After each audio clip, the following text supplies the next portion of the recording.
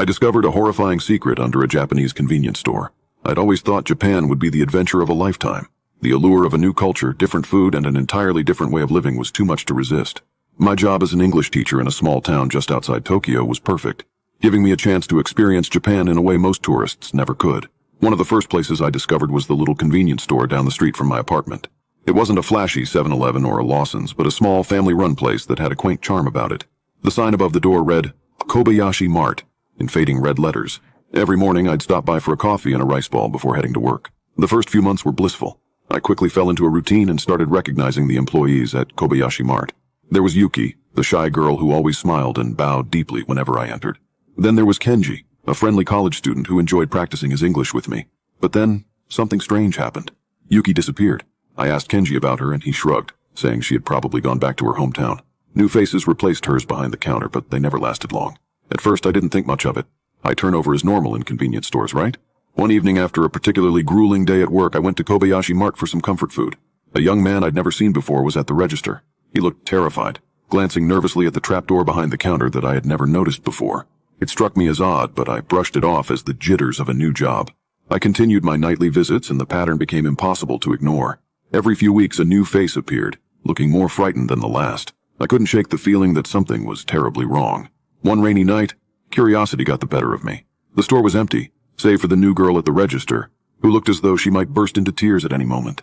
I pretended to browse the shelves, keeping an eye on her. After a few minutes, she opened the trap door and descended the stairs, leaving the store unattended. Heart-pounding, I crept behind the counter and peered down the dark stairway. A faint foul odor wafted up, and I felt a chill run down my spine. Ignoring every instinct to turn back, I carefully made my way down the steps, my footsteps muffled by the sound of the rain outside. The basement was dimly lit, and I could hear the girl sobbing quietly. As my eyes adjusted to the darkness, I saw her standing before a massive iron door, her back to me. The door creaked open, revealing a cavernous space beyond. She stepped inside, and I followed, staying as silent as possible. What I saw next will haunt me forever.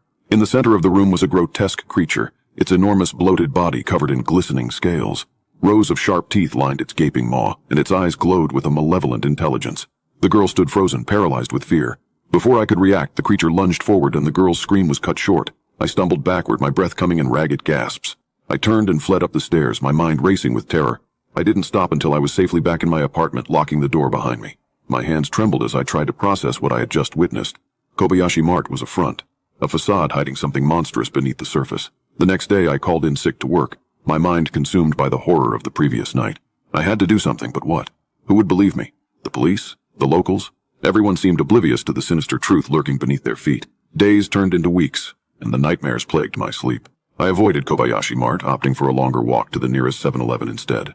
But the guilt gnawed at me. I couldn't shake the feeling that I had to do something to stop this. Finally, I mustered the courage to return.